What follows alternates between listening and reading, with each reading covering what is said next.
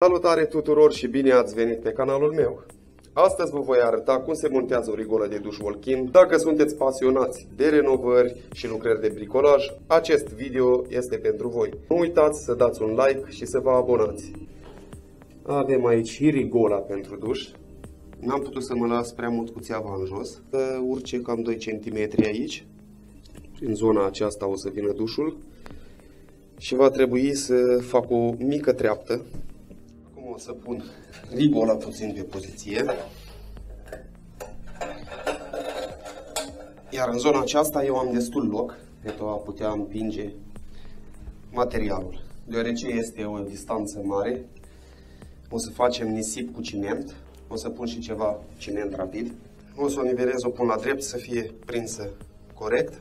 Numai bine să se întărească mai repede, pentru că am nevoie să fie tare, să nu se lase în momentul când o să încep cu tăieturile la gresie și nu am apoi surprize neplăcute.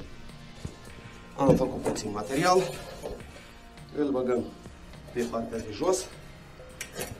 Mă gândeam că am făcut extraordinar de mult, dar nu e mult deloc.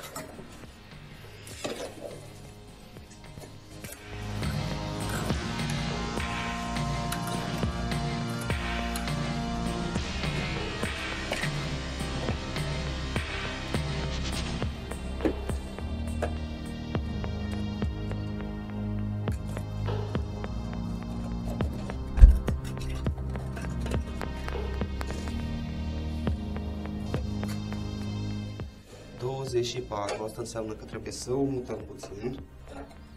Am pus-o la 23.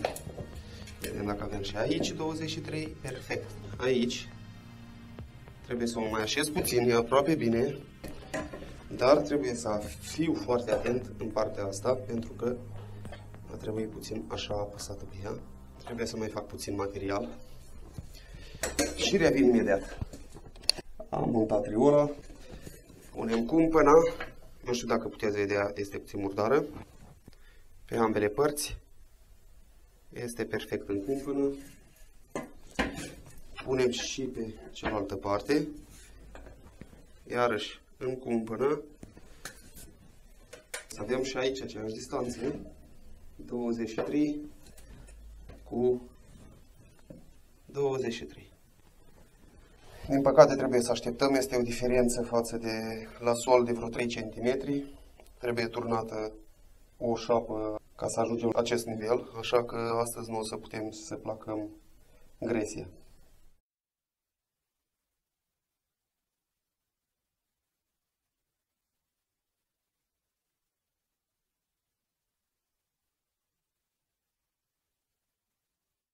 Din păcate nu pot să vă ajut prea mult cu tăieturile, pentru că aici ține de dumneavoastră. Vă dați semne, tăiați pe lângă rigolă, aveți grijă să fie totul drept.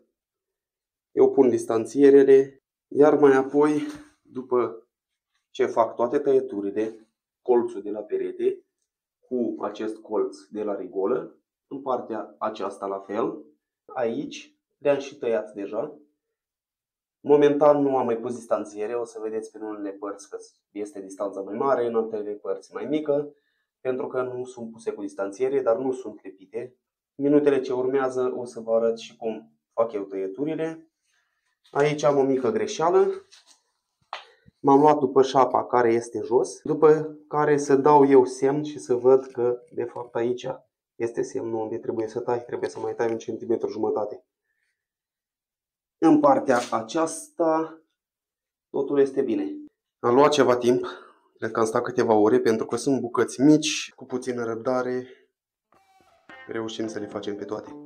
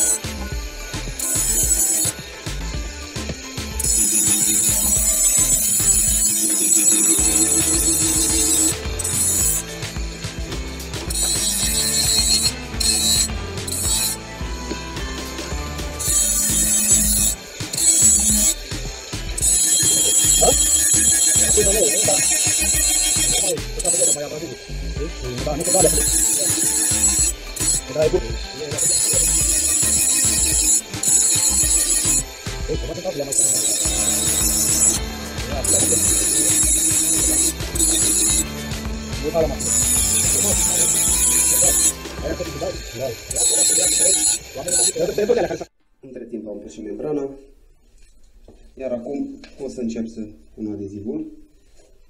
În partea de jos trebuie pus mai puțin, nu trebuie pus foarte mult. Iar în partea asta mi-am dat pe perete un semn aici. Și până acolo sus trebuie să încarc cu adeziv. Ca să-i dăm apă. Să aibă cădere, să nu avem probleme.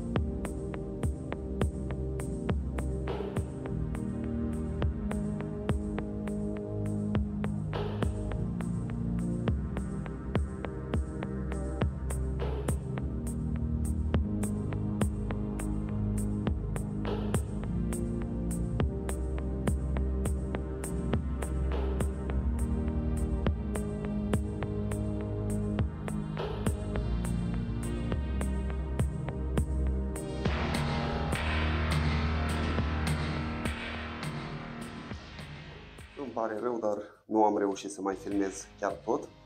În esență am prins cam ce era mai important. Gresia a fost placată, diagonalele tăiate și în partea aceasta la fel. Iar cât am mai avut timp, am început și gresia să o pun. Am plecat cu rosturile la fel aici. Pot să calc liniștit. Au fost curățate de țierile acelea.